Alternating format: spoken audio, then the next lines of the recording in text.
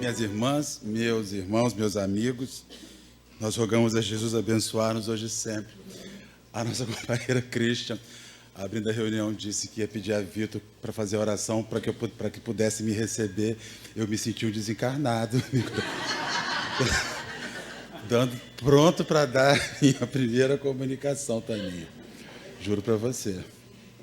Que o mestre amigo nos abençoe, nos envolva e nos guarde hoje e sempre.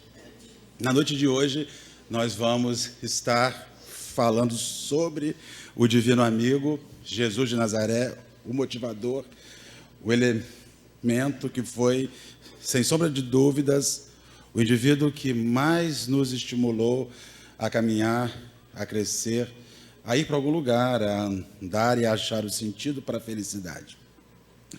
Quando nós falamos sobre o Evangelho, ainda há aqueles companheiros que olham a obra como uma obra que encerra em si a beleza de uma redação singela, profunda, que nos chega à nossa alma, mas que de uma determinada sorte nós ainda não conseguimos perceber como um caminho, um elemento que nos orienta a caminhada, que nos diz para onde a gente ir. Nós estamos vivendo uma época onde o ser humano, ele precisa diariamente, eles têm uma necessidade diária em sentir-se estimulado, motivado a realizar algo, a fazer algo. Ele precisa de algo que o instigue à realização. Então, nós vamos vendo alguns companheiros, alguns irmãos, algumas irmãs que motivam a sua existência na família. E aí você os ouve e eles dizem: tudo o que eu fiz na minha vida, eu fiz para a minha família. E chega uma determinada hora na nossa vida que a família não dá a resposta a que a gente queria receber diante de toda a motivação pela qual nós fomos envolvidos para realizar aquilo. Há outros companheiros que encontram a motivação no seu lado profissional, e então eles se lançam, se preparam, se formam, se especializam e se jogam naquelas realizações com o objetivo de um dia chegar a algum lugar felizes e realizados. Mas chega aquela determinada hora que as respostas que a gente recebe, aquele elemento que nos motivava inicialmente, nos frustra. Há outros indivíduos que se lançam à religião, ao processo institucional religioso, e fazem algo por uma instituição, e fazem algo pelos companheiros, e fazem algo pelos necessitados, e fazem algo por aqueles que estão nas vias públicas precisando de algo, fazem algo por aqueles que chegam na casa em perturbação, e isso os estimula a realizar.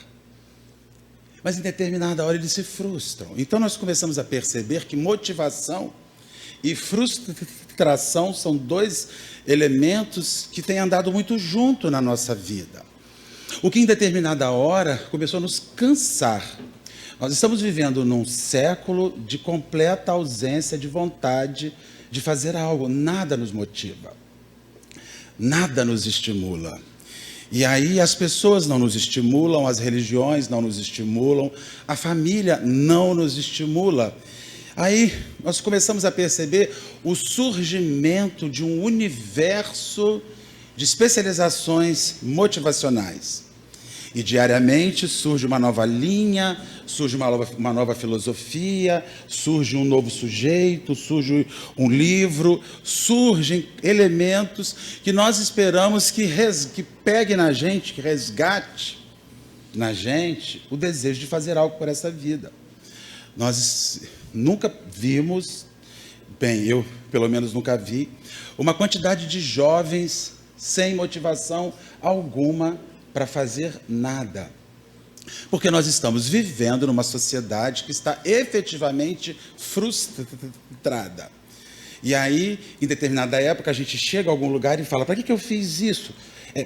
A quem eu fiz isso? Para quem eu fiz isso? O que eu recebi de volta? Motivação é o motivo para a ação. O que me estimula a realizar algo? Por quem eu faço algo?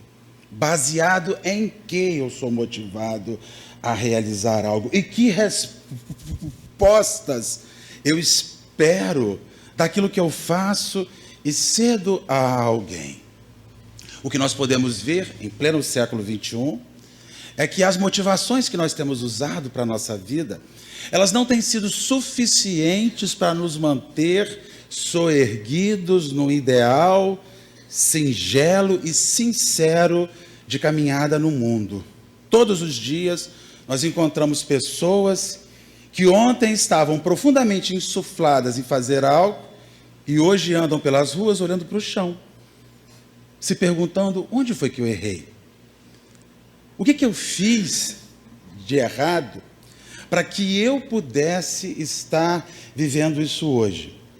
E não são raras as vezes, Toninha, que o indivíduo se sente mal por ter gasto tanta energia pessoal, tanta energia de força, de trabalho, de realização, de sentimento, e no final ele não foi reconhecido. Na verdade, nós vivemos o século do não reconhecimento, onde a gente, em determinada hora, não quer mais saber de ninguém, porque ninguém reconhece os nossos esforços. Eu me motivei, ele foi o motivo para a minha ação, ele foi minha motivação. O meu lar, minha família, meu emprego, minha religião, a sociedade onde eu vivo, os ideais onde eu abracei. E aí, nós vamos perceber, em definitivo, que a motivação que nós estamos escolhendo para a nossa vida, ela é uma furada. Ela não está dando certo. Viver pela família é uma furada. Ela não funciona. Viver pelo seu emprego é uma furada. Ela não funciona. Viver por sua instituição, pelo Lar Francisco de Assis, é uma furada. Isso não funciona, porque a vida vai além do lar, ela vai além do trabalho, ela vai além de uma instituição. Algo maior precisa nos motivar. Algo maior precisa dizer que nós vamos fazer apesar de o mundo nos frustrar, apesar de o mundo não reconhecer, apesar de o mundo não devolver de volta aquilo que eu ofereci. Porque, a bem da verdade, eu vou descobrir um indivíduo que me mostra, me motiva e me estimula e me coloca sempre para cima, e que, em verdade, quando se olha para a vida desse indivíduo, tudo que ele recebeu de volta foi não reconhecimento, abandono, solidão e, por fim, morte. É muito esquisito descobrir numa casa espírita que nós somos chamados a nos olhar estimulados e motivados por um sujeito que, diante dos olhos humanos, fracassou. Jesus, diante dos olhos humanos, era um sujeito fracassado, completamente fracassado. Ele é um sujeito que não ficou rico, ele é um sujeito que não teve um curso acadêmico. Jesus não constituiu uma família, não teve filhos. Jesus não viajava de férias. Jesus não conheceu a Europa, conheceu aquela terra de Roma, da Itália. Jesus não foi às Maldivas. Jesus não tinha casa em Saquarema, nem tinha Cambotinha, né, Lúcia? Lá em Macabu. Jesus é o sujeito que reflete, diante do nosso olhar, o fracasso existencial. Como pode um homem que não era rico, que não fez família, que não tinha títulos, que não tinha valores financeiros, mobiliários, que não tinha nada, que acabou na mais completa vida miserável, pobre e simples para a sua época, e quanto mais ele oferecia, no final ele acaba assassinado e morto por ser bom. é completamente insano nós descobrirmos que este elemento é o grande motivador para uma existência, quando, na verdade, nós estamos sempre ouvindo nas redes sociais: oi, eu sou a Jéssica, eu tinha R$1.000 e hoje eu tenho 2 milhões. Você quer logo descobrir que vídeo é aquele? E que milagre é esse que essa pessoa começou com R$1.000 e acabou com 2 milhões? Este é o elemento motivacional. E quando você busca motivação, você busca algo que solucione as questões da sua vida agora.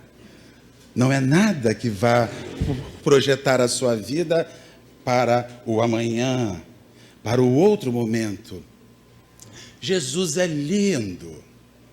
Jesus é poético. Jesus é o Rei dos Reis. Jesus, ele é a pequena árvore verde que, segundo o profeta Isaías nos diz nas suas anotações, nasceria na aridez do deserto da humanidade. E aquela árvore reverdejaria todo o planeta. Ele faria a grande floresta de amor e sentimento nascendo no deserto. Na verdade, quando você fala em motivação, ninguém olha para um fracassado. Ninguém olha para um assassinado. Ninguém consegue olhar para um sujeito que caminhava no chão num lombo de burro. E ninguém consegue entender que aquele homem foi o maior sucesso que caminhou sobre a terra. Foi a maior certeza plena e absoluta de que, se não fosse daquele jeito, nós seguiríamos dias olhando para o céu e tantos outros dias olhando para o chão, perguntando: onde foi que eu errei? Por que as coisas não dão certo?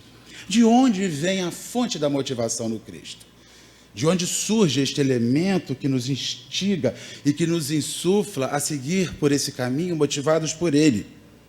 Em João, no capítulo 16, no versículo 33, ele faz uma anotação profunda e diz assim: tende bom ânimo, porque eu venci o mundo. Ele já começa nos deixando doido, porque ele morreu, foi assassinado, miserável, esquecido, negado pelos amigos, que na hora que o levaram, ninguém o tinha visto, ninguém o conhecia, ninguém sabia quem era ele.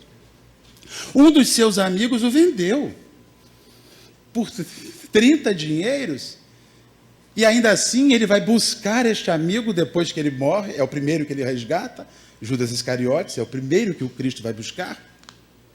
E aí é complexo nós compreendermos que um sujeito que fracassou na terra, diante daquilo que para nós representa sucesso, o Cristo é o suprassumo do fracasso, porque ele não teve nada daquilo pelo qual a gente aspira. Ele não teve nada dos projetos mais importantes e fundamentais para a nossa vida. E ele começa nessa anotação dizendo: tem de bom ânimo, eu venci o mundo. E o que é vencer o mundo? Sob essa ideia, essa perspectiva do mundo, mais do que nunca, Jesus representava o modelo daquele que está, que vive, mas que não é consumido pelo mundo. O Cristo não é consumido pelo mundo. O Cristo não foi engolido pelo mundo. O mundo matou a carne, mas sequer arranhou no espírito daquele indivíduo. Em momento algum ele teve dúvida, em momento algum ele olhou para o chão, em momento algum ele desanimou, em momento algum ele disse: Pai, olha o que eu dou para eles e olha o que eles me dão de volta. Pai, olha o quanto eu os alimento e olha o que eles me dão de volta. Pai, olha o quanto eu os medico e olha o que eles me dão de volta. Jesus não se frustrava por um motivo simples: ele não esperava nada dos homens, ele só esperava dele, porque ele precisaria fazer a parte que cabia a ele, e o homem devolveria a ele a parte que tinha no homem. Se o homem não tinha nada a lhe dar de volta, é um problema do indivíduo, mas ele faz a sua parte. E segue dizendo, em Mateus, portanto, eu vos digo, aí ele vai explicar vencer o mundo. Portanto, eu vos digo, não estejais apreensivos pela vossa vida. Não estejais apreensivos pela vossa vida. Não estejais apreensivos sobre o que comerei, nem pelo vosso corpo sobre o que vestireis. Buscai antes o reino de Deus e a sua justiça, e todas essas coisas vos serão acrescentadas.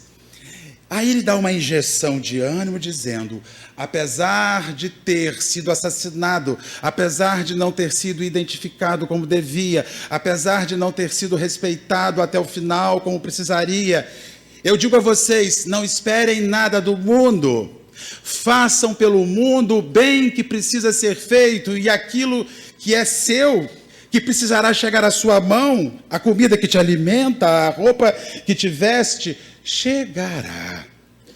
Não se motive pelo pão, não se motive pela roupa, motive-se pelo céu, motive-se pelo elemento de encontrar o céu, porque enquanto você busca o céu, enquanto você busca o reino de Deus em você, enquanto você busca a pacificação em você, e faz aquilo que a vida te espera, de maneira singela, no serviço diário e habitual, a comida chega e a roupa te veste. Pode não ser a comida que você queira, e nem ser a roupa que você espera, mas ela chega. E ali, a gente segue refletindo que motivação, ela está profundamente relacionada, da mesma maneira, a entusiasmar. Todo indivíduo ao entusiasmar-se, entusiasmo significa entos, encher de Deus. Toda pessoa entusiasmada, ela se enche de Deus. Então, todo indivíduo que se motiva em Jesus, se entusiasma na presença de Deus. E aí a vida segue esta rota, segue este objetivo, nos dando aí um sentido para que nós possamos observar. Porque a partir daquele instante que a gente encontra uma fonte motivacional,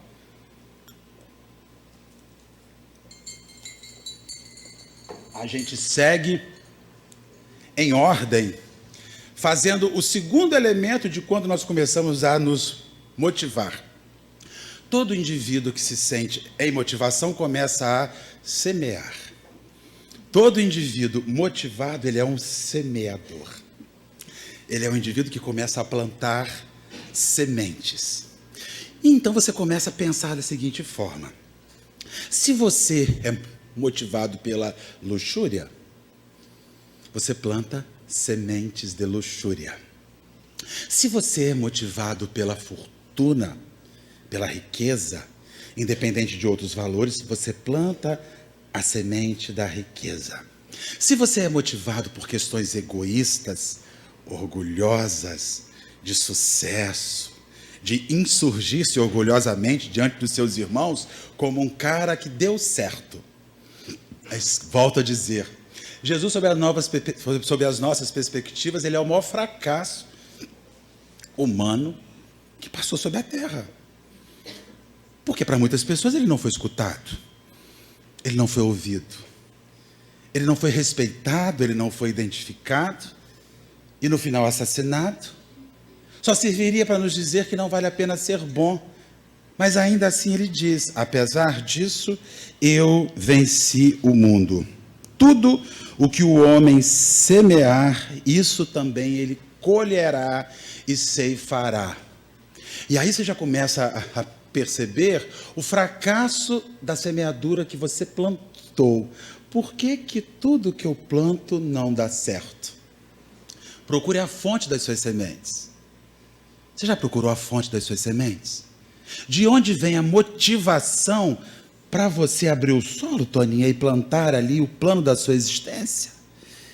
Em determinada hora nós começamos a perceber que a semeadura que volta não é efetivamente aquela que nós queríamos. Nós plantamos mangas, mas esperamos que tiremos rosas. Nós plantamos sarças, esperamos que cheguem melancias, amoras. Nós plantamos urtigas, esperamos que venham maçãs e bananas. O plano motivacional da nossa existência é aquele que une a gente com as sementes que você vai jogar no solo da sua vida. E seguindo a essas sementes, você começa a desenvolver hábitos, a maneira de viver. É esquisito que o sistema que leva à motivação inicial e que nos estimula ao plantio de sementes, quando nós começamos a semear isso, nós começamos a desenvolver hábitos. Uma ocasião, nós temos um amigo que a vida fez dele uma pessoa rica de uma hora para outra por conta de uma grande herança. E este amigo, um dia nós estávamos juntos conversando, e ele foi e disse assim: estou fazendo um curso de gerência de fortuna, que eu nem sabia que tinha. Claro, eu sou pobre, não vou saber mesmo. Eu falei, lá nesse curso tem uma sala de gerência de pobreza, porque se tiver, é a turma que deve estar mais cheia. Aí nós conversávamos, e ele assim, inadvertidamente me disse assim: não, uma coisa que nós estamos vendo lá, aprendendo lá, é que uma das formas de nós nos mantermos bem financeiramente é nós não andarmos com quem tem menos do que a gente. Falei, acabou a amizade agora. Encerrou completamente. E ali você começa a perceber que o motivo da sua existência vira sementes que você planta e começa a desenvolver hábitos na sua vida. Essa pessoa não é para casar. Olhe quem ela é. Ela não é do nosso nível. Ela não tem condição de fazer. O que você espera que essa pessoa te dê? Pegue a motivação inicial daquele casal. Pegue a motivação inicial daquele pai, daquela mãe, onde todo motivo para a sua existência é ter conforto, ter o INPS pago no futuro, 12 kitnets para poder alugar e ter uma vida confortável para adiante. E ali você começa a ver que o elemento que cria a motivação inicial, que se transforma em sementes que você planta, em determinado instante, vira hábitos que você não consegue perceber que estão assumindo a sua existência. E quando você menos imagina, você está refletindo os hábitos da motivação. Aí o cara vai e diz assim: eu quero mudar. Alguém já falou aqui que quer mudar? Num momento de dor, de angústia, de sofrimento, porque ninguém quer mudar quando está feliz. Eu nunca ouvi ninguém no auge da felicidade: Senhor, como eu estou feliz, é agora que eu vou mudar. A gente só quer mudar quando a coisa fica estranha, quando a coisa fica esquisita. Aí você faz assim: eu quero mudar, vou mudar os meus hábitos, vou rever a minha maneira de ser. Por que a gente não consegue? Se você não muda a motivação da sua vida, você não transforma seus hábitos. Se você não muda o que você planta na sua vida, você não transforma seus hábitos. Você diz: eu vou mudar a minha maneira de ser. Mas como você muda a sua maneira de ser se a motivação primeira da sua existência te leva a plantar aquilo que está se transformando nos seus hábitos, Toninha? Jesus, quando ele entra na nossa vida, ele promove um processo de motivação diferenciada. Ele nos mostra o que efetivamente importa e o que efetivamente é necessário. E nos faz descobrir de maneira terrível que 95% da nossa vida ela é supérflua, ela é totalmente desnecessária. São coisas que nós botamos dizendo que são importantes, mas que quando você está hospitalizado não faz diferença nenhuma. Entende? Não faz diferença nenhuma. Que quando você vai ao velório do seu filho, do seu marido, da sua mulher, nada daquilo faz diferença nenhuma. Aquilo é irrelevante. E você, diante daquela urna mortuária de um ente querido, muitas vezes diz assim: eu daria tudo o que eu tenho para ter o meu amor de volta. eu ia morar embaixo da ponte, embaixo do viaduto, e ia mesmo, só para ter as pessoas a quem eu amo de volta. Não se muda hábito sem mudar aquilo que se planta e sem mudar a fonte da motivação. O indivíduo que encontra como fonte de motivação existencial lograr sucesso na terra, de qualquer maneira, a qualquer preço, semeia o desejo incessante de obter este sucesso e, consequentemente, desenvolve hábitos para o sucesso. Aí um dia ele fala assim: eu tenho que ser mais simples, eu tenho que viver com menos, eu preciso reverter. Mas como, se a motivação inicial foi ser alguém perante a sociedade, foi ser alguém diante da família, foi ser alguém diante do irmão, que é um sucesso, foi ser alguém diante do vizinho, que é maravilhoso e é um sucesso, foi ser alguém diante dos amigos de infância, que todos deram certo, menos eu. Menos eu. Eu quero ser diferente, mas não mudo a origem do meu pensamento. Não consigo entender no divino amigo que nos inspira, tem de bom ânimo. Eu venci o mundo. Mas que mundo é esse, Senhor, que o Senhor venceu, que eu não consigo entender? Porque vencer no mundo e vencer na vida, quem venceu foi meu irmão. Quem venceu foi meu amigo de infância, quem venceu foi o meu inimigo, que está em situação melhor do que eu. Como é difícil viver neste mundo descobrindo, Marques, que aquele que representa o objeto da minha insatisfação como indivíduo, venceu e eu não. Sob que perspectiva a gente vence? Jesus nos mostra que vencer no mundo é vencer no mundo que tem dentro de você e não passa por nada de fora. Vencer no mundo é buscar o reino de Deus sem se preocupar de forma tão vigorosa com o título, com a veste, com o pão. Faça o que tem que ser feito para se vestir, para se alimentar, mas compreenda que isso é acessório. Só um acessório. Que o que vale está além. Que o que vale está para mais disso. Quando você enxerga isso, as suas sementes, elas são voltadas para o espírito, não são voltadas para a matéria. E quando você planta essas sementes, os seus hábitos ganham outro contorno. Ganham outra perspectiva. Jesus é o indivíduo que nos chama para o sucesso de dentro, não para o sucesso de fora. É engraçado, enquanto nós vemos pessoas que entram na casa espírita pedindo a Deus que me dê o direito de passar no concurso público, eu vou orar a Deus. Todo mundo já fez isso, né? Ah, Senhor, aquele concurso, se eu passar, aí começa a negociação material com Deus, né? O senhor sabe, estou estudando tanto. É, minha filha, tem 1.300 outras pessoas que se inscreveram que também estão estudando pra caramba. É, Senhor, mas eles não são espíritas. Eu quero ver se tem um monte de gente assim, entendeu? Aí você começa a jogar um caô em Deus. Causeiro, né? O espírita é causeiro, o ser humano é causeiro, né? Ele começa a jogar ali, aquele caô. Não, o senhor sabe, o senhor está vendo o que eu estou fazendo? Eu fiquei no telhado até 2 horas da manhã. Pelo amor de Deus, eu quero melhorar meu embarque. Me ajuda a melhorar meu embarque. Estou de olho numa empresa aí, que o negócio é melhorzinho um pouco, né? Aí, força aí. Aí você consegue alguma coisa, fala, foi aquele telhado bendito que eu acertei. Aquilo ali, o meu embarque é o bônus. A melhora, porque o ser humano ele acredita nisso, que Deus existe para favorecer nossos elementos materiais.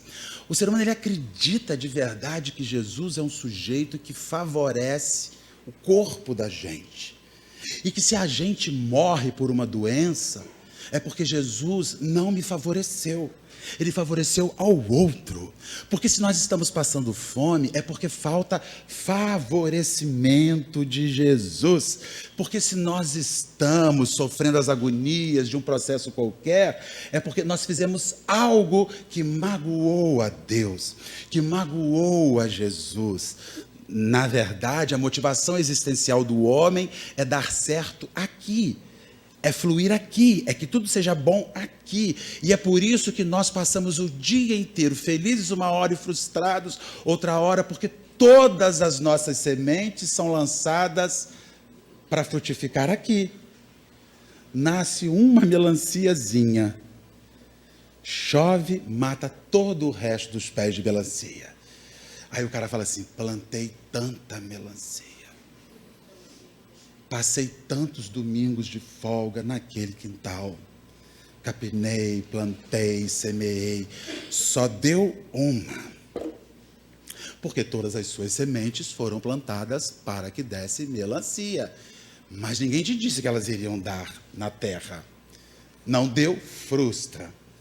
Aí nunca mais planta melancia nenhuma. Não planta nada.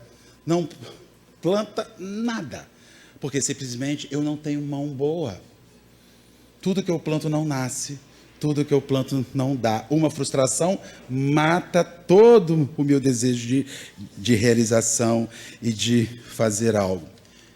Então nós temos uma fonte de motivação que nos estimula a um plantio, que nos desencadeia hábitos, e estes hábitos começam a alimentar a nossa mente. É a cabeça ruim que a gente tem e pergunta: Senhor, de onde vem isso? Senhor, por que eu só penso bobagem?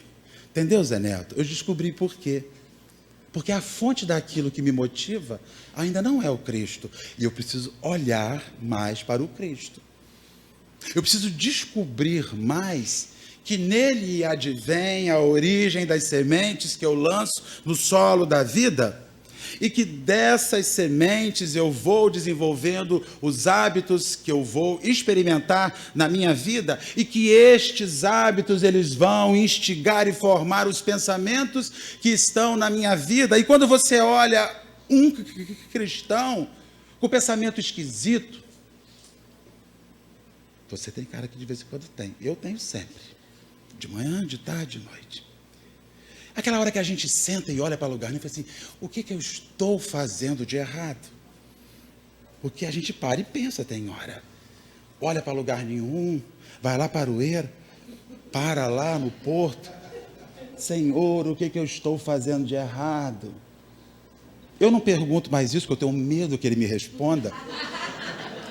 E eu sei que a resposta que vem, né? Os elementos mentais que estão na gente.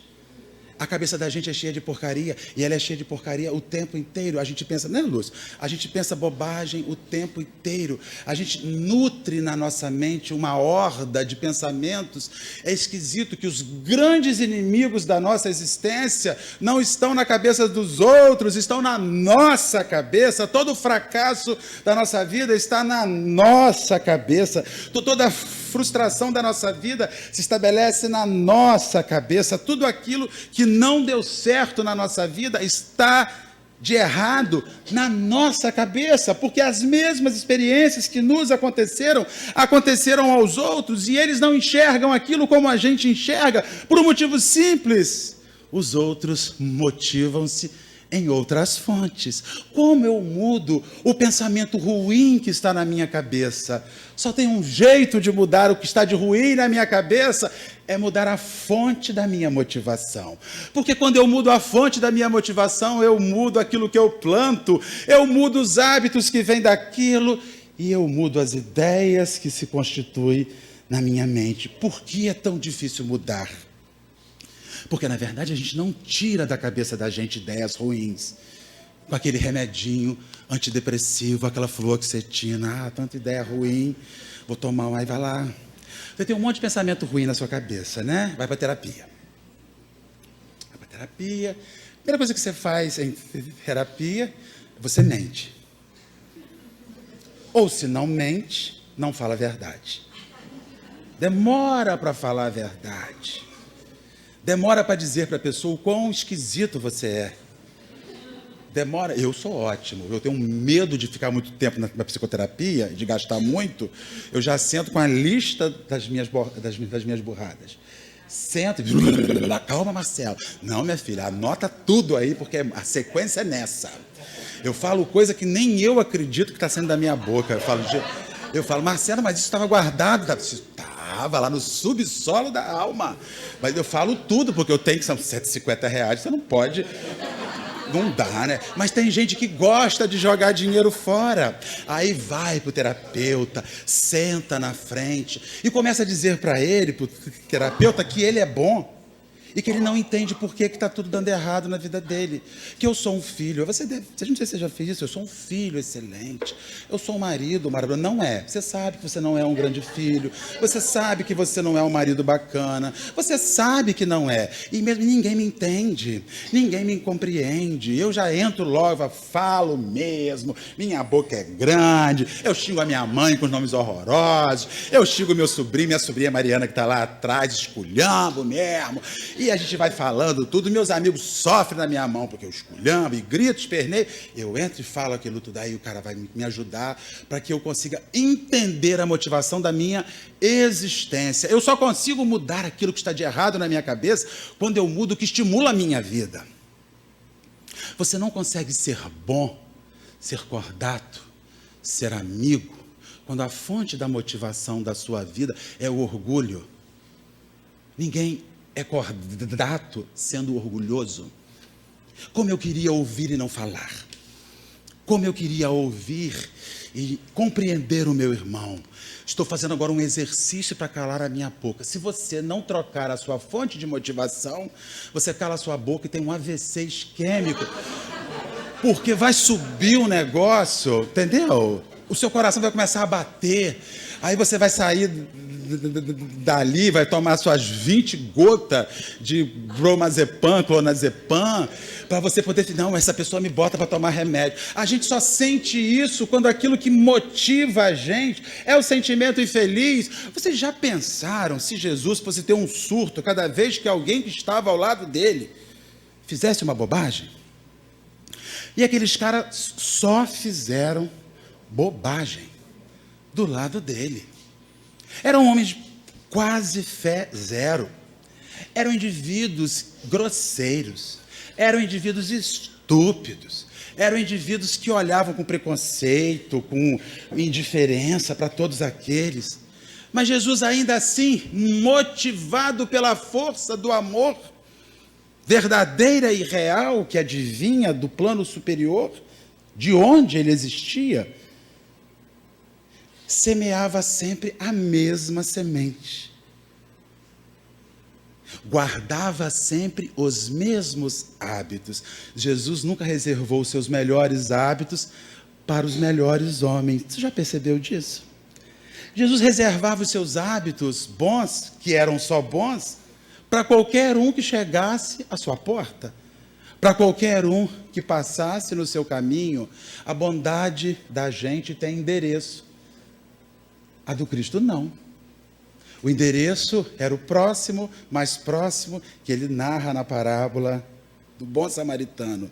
E o pior não é a bondade da gente ter endereço. Pior do que a bondade da gente é ter endereço. É o endereço para o qual nós votamos e que nós temos de melhor nos frustrar.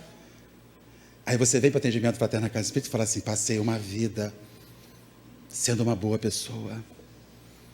Passei uma vida cuidando, amparando, alimentando, lavando cueca, lavando calcinha. Passei uma vida fazendo comida. Passei uma vida lavando roupa.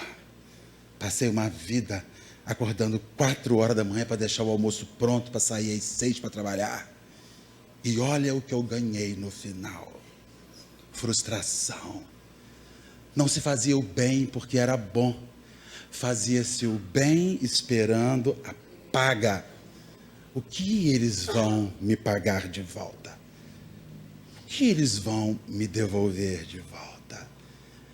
O que os homens devolveram ao Cristo de volta? Marques, a morte. Os homens devolveram ao melhor dos homens, ao agente motivador maior que passou sobre a terra, a morte, o fim. E ainda assim, ele diz: tem de bom ânimo, porque isso que eles fazem comigo não é a minha derrota. A minha derrota está em vocês que não se motivam à bondade, mas motivam-se uns pelos outros. E uns pelos outros, um te frustra, o outro te frustra, o outro não te devolve. A semente que você joga é para frutificar amanhã, não é para frutificar no futuro. O pensamento que movimenta a sua cabeça, os hábitos que se desenvolvem, são todos para terem respostas agora. E o que está acontecendo? A gente está fazendo uma grande descoberta. A gente não sabe quem a gente é. A gente não sabe o que a gente quer. A gente não sabe para onde a gente vai. Porque todas as tentativas que eu fiz, em algum instante fracassaram. Foi frustrante, não deu certo. E aí advém a depressão, o suicídio, a melancolia, a tristeza, a ansiedade. Será que vai dar certo? Será que vai dar certo agora? Será que vai dar tudo bem? Será? Porque a motivação é fracassada, ela é furada. Quer melhorar a sua cabeça? Quer melhorar os seus hábitos? Quer escolher melhor as suas sementes? Reveja a fonte da sua motivação. Pare de buscar em pessoas que vão te dizer aquilo que você já sabe. Tem um livro ótimo. Eu li aquele livro e mudou a minha vida. Mudou até o primeiro problema seguinte aparecer. Aí você fica esperando o próximo livro, porque ele tem que dizer a resposta para o outro problema. Nós estamos procurando sempre saídas para o agora. E o Divino Amigo nos leva a uma perspectiva para o amanhã, para o futuro. A vida na Terra, ela é efetivamente uma passagem. Ela não é o nosso fim, mas ela é o meio pelo qual a gente existe, o meio pelo qual nós vivemos aqui. Mude a sua motivação e, consequentemente, você vai mudar o que você planta, vai mudar os hábitos que desenvolve, vai mudar aquilo que passa pela sua cabeça. Agora, descubra de uma vez por todas que motivar-se por homens falíveis, motivar-se por uma sociedade fracassada que ainda não chegou ao local, é construir em si mesmo a frustração com data marcada para acontecer. Volte-se para o Cristo. Volte-se para Jesus. Você não sabe o que você faz da sua vida? Veja Jesus. Ama teu próximo como a ti mesmo. Antes de depositar a sua oferenda lá no altar, volte e reconcilie-te com o teu adversário. Mas, Senhor, foi ele que errou. Não interessa. Volta e reconcilia-te com o teu adversário. Porque em verdade vos digo que haverá pranto e ranger de dentes quando você chegar no reino dos céus, carregando as mágoas do seu adversário. Resolva em você, porque de você cuida você, dele cuida ele. Senhor, a quem eu devo amar mais? Aí o mestre vai e diz: ama teu próximo como a ti mesmo. Ama a Deus sobre todas as coisas. Mas ama também aquele que vos persegue, vos calunia. Ama da mesma forma aquele que não te entende, que não te compreende, que não sabe quem você é. Ama a ele. Senhor, quantas... Mas você só existe para isso. Você só existe para isso. Você não existe para mais nada além disso. Claro que é difícil. Se fosse fácil, a gente já estava morto. Você estava morta, eu estava morto. Nós só existimos para isso. Nós não existimos para mais nada. Não há outro motivo. Por quê? Enquanto eu não olho esse motivo de Jesus, eu fico procurando outros motivos para ser aquilo que não me leva à felicidade. Entenda, não nos leva à felicidade. Claro que é difícil. É tão difícil ser bom que a gente prefere ser rico. É tão difícil ser bom que a gente prefere ser bonito. É tão difícil ser bom que a gente prefere lavrar um corpo. É tão difícil ser bom que a gente prefere se vestir bem. É tão difícil ser bom que a gente prefere viajar pelo mundo para que as pessoas vejam: você não é bom, mas viaja ao mundo. Você não é bom, mas tem um corpo sarado. Você não é bom, mas só paga no débito. Você não é bom, mas tem os olhos mais lindos do mundo. E isso ficará na carne, ficará no túmulo e não representará aquilo para o qual nós viemos neste mundo. Bem-aventurados sois vós, quando vos injuriarem, e em meu nome vos atacarem e blasfemarem. Aguenta, porque aí está o vosso galardão. Suporta, porque daí virá a sua felicidade. A felicidade não vem de nenhum outro lugar. E eu posso dizer aos companheiros porque não vem, porque se ela viesse, ninguém estaria aqui. Se todos fossem felizes com a vida que tem, você estaria fazendo o que aqui? Vai para a sua casa ser feliz nela. Vai para o seu trabalho ser feliz nele. Vai para a tua família ser feliz com ela. Vai para o teu mundo. Afinal, você está feliz.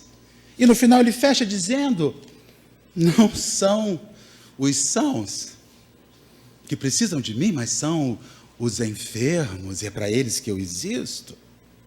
Ou a gente começa a olhar o Evangelho de Jesus como um ponto de motivação real para os nossos dias, ou nós seguiremos os dias, dias olhando para o sol, outros dias olhando para o chão, dias achando que tudo está correto, no outro dia achando que estão nos fazendo de trouxa. Dia descobrindo que o sentido para a nossa vida foi abrir aquele restaurante que eu sempre sonhei. E no outro dia penando para descobrir como é que eu vou pagar a indenização do restaurante que fracassou e fechou, que não deu certo, que era objeto do meu desejo. Há pessoas que colocam todo o sentido da sua existência num projeto comercial. Tudo é para aquilo ali. E quando aquilo fracassa, a pessoa não sabe o sentido da vida, ela se mata. Por que a pessoa se mata quando o seu negócio fracassou? Porque ela não pensou em mais nada, só naquilo. Jesus, ele é o elemento que nos instiga, nos estimula e nos chama a olhar o mundo sob uma outra ótica. Quer mudar os pensamentos infelizes da tua cabeça? Muda teus hábitos. Quer mudar os teus hábitos que não te agradam, não te fazem felizes? Muda o que você planta. Quer mudar as sementes que você carrega e não sabe o que ela vai dar? Muda quem te motiva e te dá essas sementes. Volte-se para o Cristo. Não há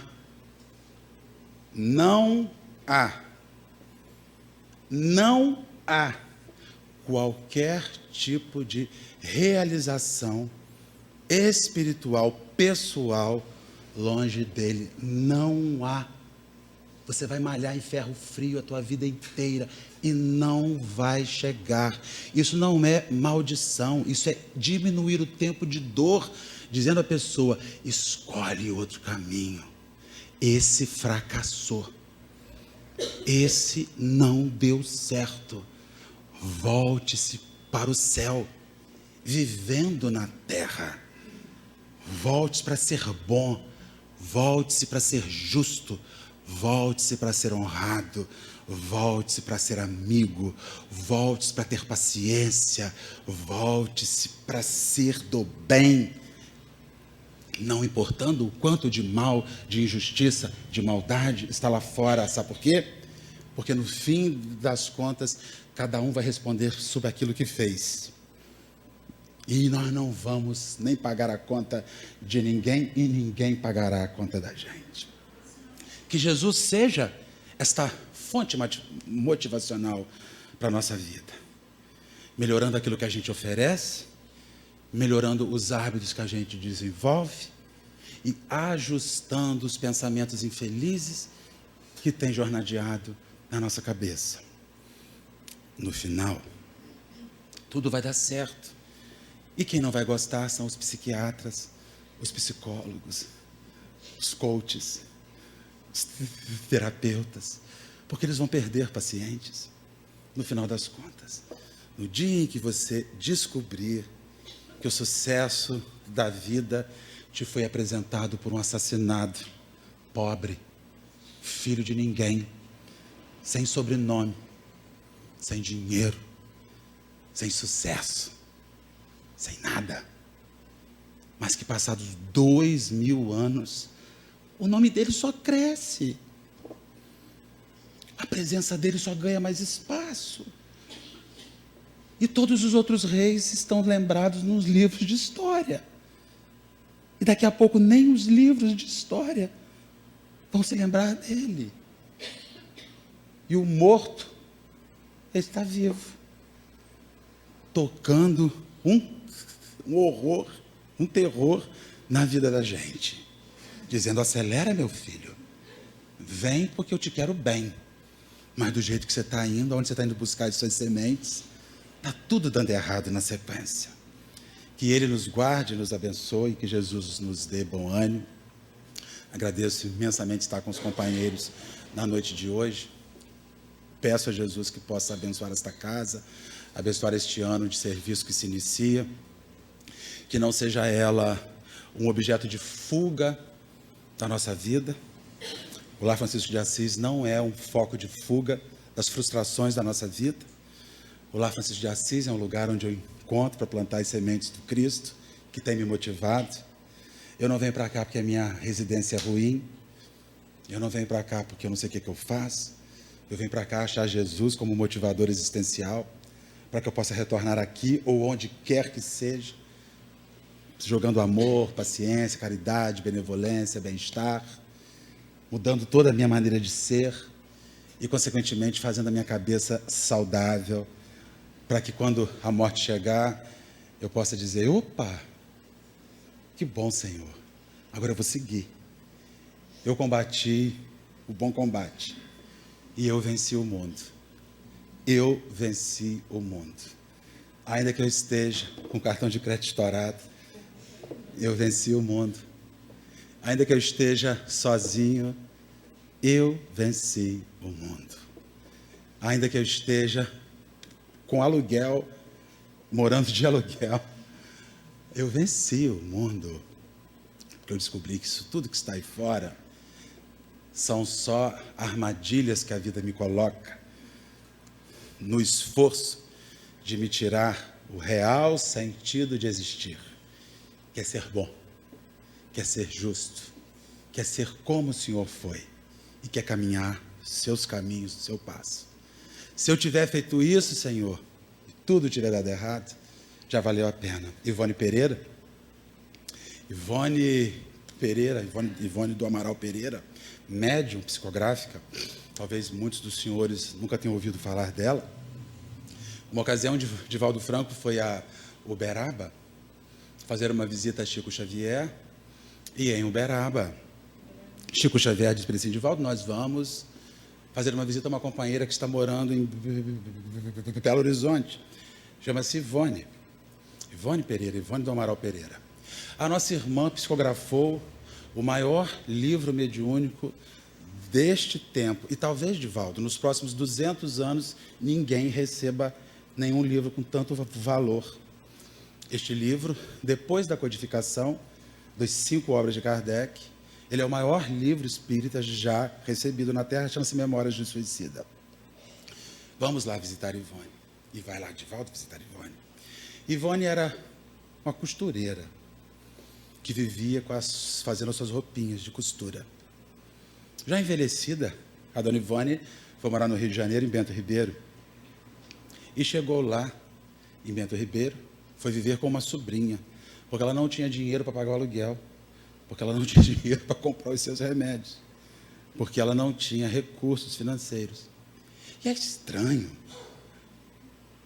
o médium do maior livro mediúnico que nós recebemos, acabaram seus dias assim. Mas Dona Ivone teve 10 encarnações de suicida. 10 vezes ela se matou, sequenciadamente.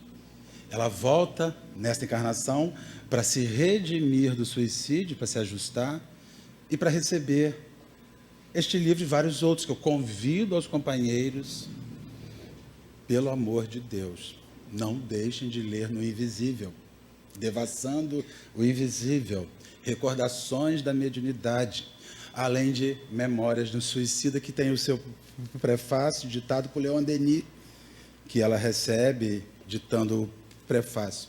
O livro é tão sério que Leon Denis, no prefácio, diz: quando começarem a ler este livro, e a mente de vocês vai começar a viajar pelas zonas umbralinas dos suicidas, pare, feche o livro e faça uma oração, não siga.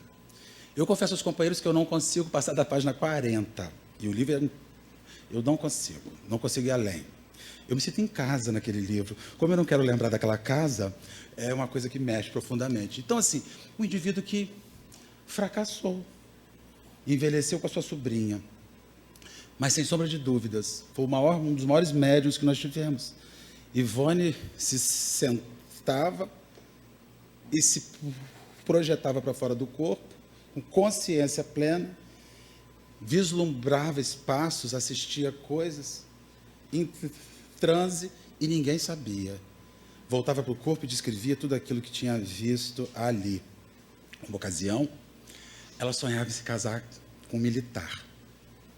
Bonitinha ela. Um dia, botaram na vida dela um militar, um aspirantezinho da Marinha. E aí ela falou, e era aquele namoro diferente, né? Ele convidou ela para jantar. E deu o nome do restaurante. Não me pegue em casa, eu encontro com o senhor lá. Senhor, hein? E ela se arrumou toda bonitinha, porque ela ia casar. Porque naquela época ninguém saía para jantar, já saía para casar. E aí ele estava lá na porta do restaurante, lindo, de branco, de marinheiro, todo arrumado, fardado, para derrubar a mulher mesmo. Quando ela vai chegando na porta do restaurante, ela olha para o lado e vê um hindu em pé, com um turbante e uma grande esmeralda no meio da testa. Era Charles, o seu espírito orientador, o guia de Ivone Pereira, de quem ela havia sido filha numa encarnação anterior. Ela diz: minha filha, você tem o direito de constituir a sua família e se casar. Entretanto, eu te digo, se você aceitar, nosso trabalho encerra agora. Não cabe no nosso ofício filhos, marido, a rotina de um lar. Ela chegou na porta do restaurante e disse assim: eu vim aqui dizer para o senhor que eu estou com um vestido lá em casa, que eu não terminei ainda, que eu não vou poder jantar com o senhor e que o nosso compromisso, que não começou, está encerrado agora. E ela foi para casa. Então ela acabou sem família, vivendo às custas dos outros, mas sem sombra de dúvidas deixou sua marca e certamente se redimiu enquanto espírito.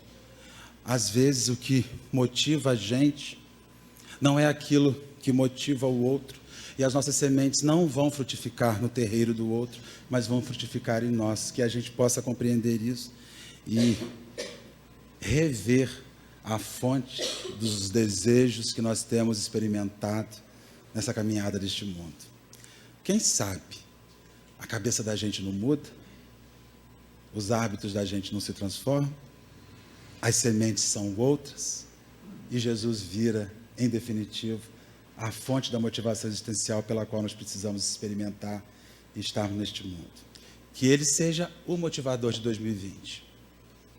E que a gente pare de perder tempo com outras bobagens que só estão jogando a gente mais no chão, mais para baixo, nos afundando de remédio, nos afundando de depressão, nos afundando de ansiedade, nos afundando de melancolia, nos afundando de angústia. Mude isso tudo, senão você não muda as suas doenças. Remédio mexe na química, mas não mexe no desejo. Quando o efeito do remédio acaba, o desejo está ali, tudo restabelece de novo. Que Deus nos guarde e nos abençoe. Eu passei porque você também passou. Se eu não tivesse passado, eu não tinha passado. Meus irmãos, nós vamos orar. Vamos agradecer a Jesus, nosso Senhor, pela oportunidade adorável da vida. Não tem sido fácil, Senhor, para muitos de nós. E Nossos sofrimentos vêm de nós descobrirmos que nós construímos tanta coisa e que elas não nos servem para nada, ou para quase nada, quando diz respeito às questões da alma. É complexo, Jesus, e eu imagino que seja uma dor angustiante estar próximo ao sucesso humano e ainda assim, Senhor, ter na boca o gosto amargo da frustração existencial. Não deve ser fácil, Senhor, para nenhum de nós sentirmos isso e experimentarmos isso. Nos destes, Jesus, a grande oportunidade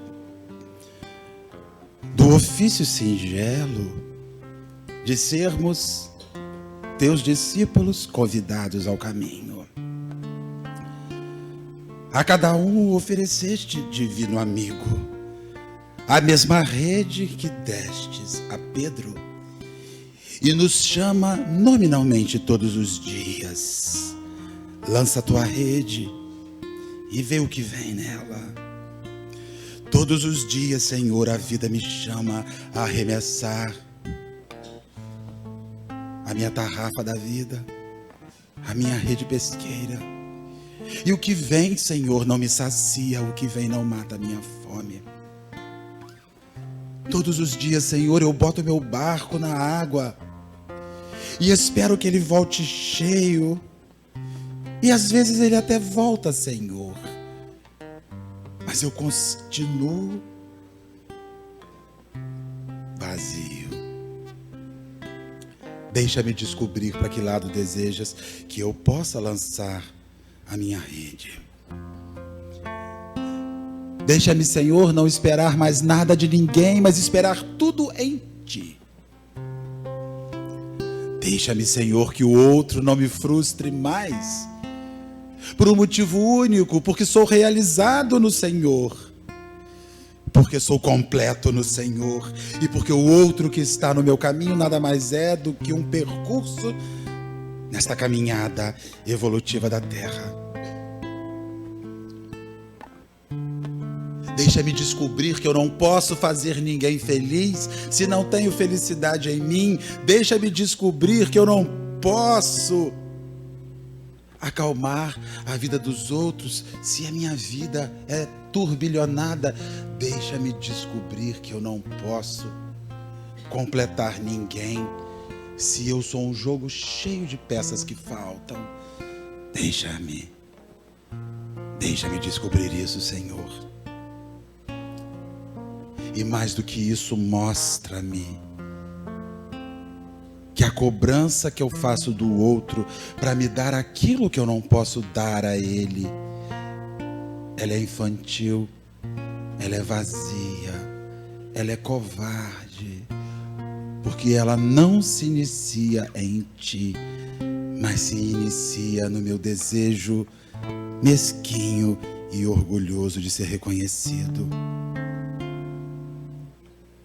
Hoje aqui, Senhor, na presença dos nossos amigos, nós queremos te agradecer e te pedir: completa-nos, para que eu nunca mais precise de ninguém me dando partes que faltam.